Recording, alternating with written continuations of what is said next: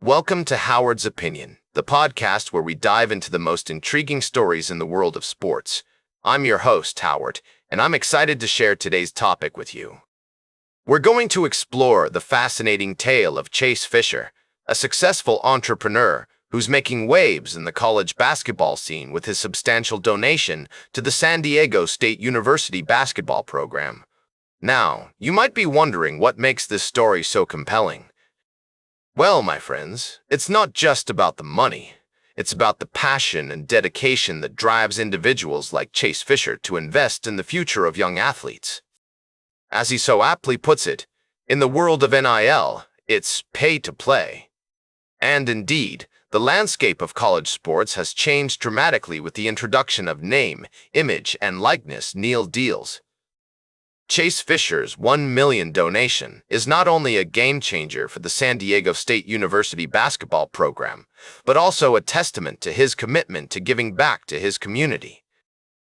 As the founder of Blenders Eyewear, a successful sunglasses company, Fisher has built a brand that resonates with the youthful energy of the city, and now he's using his platform to empower the next generation of athletes. But what I find particularly intriguing about this story is the way it highlights the intersection of sports, business, and community. Coach Brian Dutcher, the head coach of the San Diego State University basketball team, notes that Fisher's donation is not just about attracting top talent, but also about investing in the local community. The team's NIL Foundation, which focuses on giving back to underserved populations, is a shining example of this commitment. As we delve deeper into this story, it becomes clear that Chase Fisher's involvement with the San Diego State University basketball program is more than just a financial transaction. It's about building a sense of pride and ownership among the players, the coaches, and the community at large. And as Dutcher so eloquently puts it, we're trying to give back. Part of our NIL Foundation is we do camps for underserved populations, challenge athletes, camps for wheelchair basketball, go down to the food bank and serve food, work with the homeless.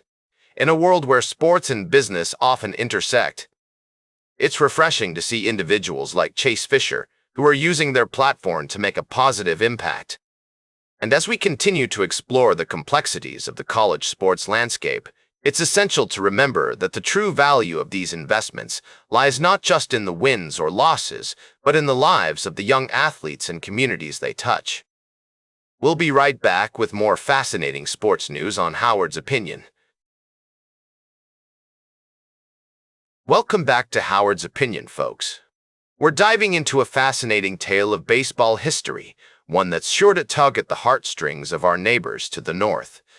The Montreal Expos, a team with a rich legacy, left an indelible mark on the city and its fans. But, as we all know, their story came to an abrupt end in 2004. The question still lingers: who killed the Montreal Expos? A new Netflix documentary, Who Killed the Montreal Expos?, attempts to shed light on the controversies, setbacks, and missteps that led to Major League Baseball acquiring the team and ultimately relocating it to Washington. I've had a chance to watch the documentary, and let me tell you, it's a wild ride. From the consortium of local investors who bought the team in 1991, to the sell-off of top stars, to the failed attempts to build a new stadium, the story is complex and multifaceted. The documentary features interviews with Hall of Famers like Pedro Martinez, Larry Walker, and Vladimir Guerrero Jr., as well as longtime Expos manager Felipe Alou. Even Jean-Simon Bibeau, the man inside the costume of the Expos' beloved Yuppie mascot, shares his thoughts. But two main characters emerge: Claude Brochu and David Samson. Brochu's leadership was marked by an inability to secure funding for a new stadium, while Samson's involvement has been shrouded in controversy. Samson's assertion that baseball will never work in Montreal is a contentious one, with many interviewed in the documentary disagreeing vehemently. So, who killed baseball in Montreal? The answer, much like the documentary itself, is complex and open to interpretation. Perhaps it was a combination of factors: poor ownership, lack of investment, and a dash of bad luck. As we reflect on the Expos' legacy, it's clear that their memory still lingers, a bittersweet reminder of what could have been.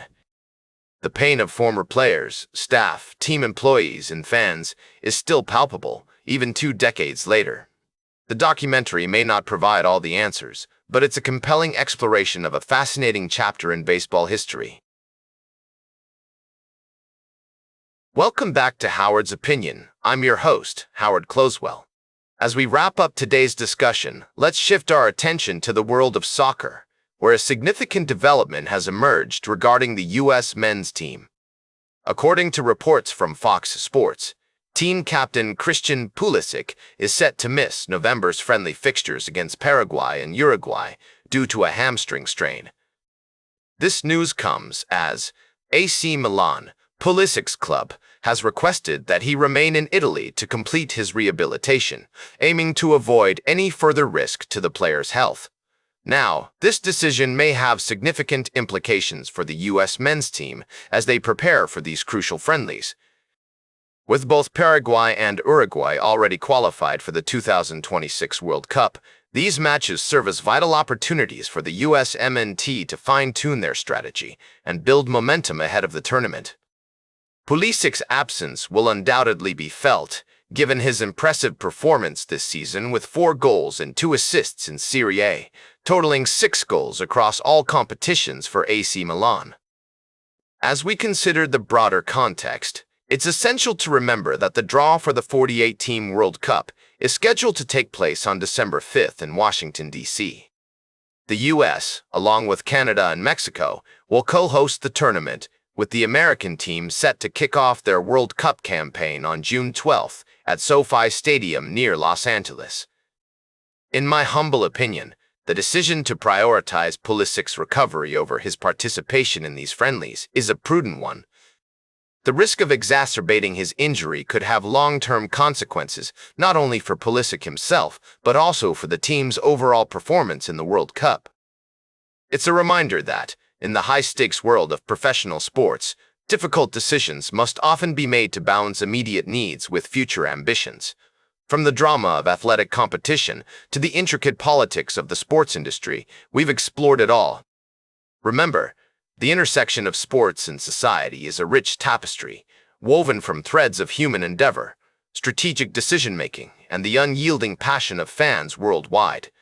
That's all for today's Howard's Opinion. Remember to like, share, and subscribe. And until next time, keep your head in the game.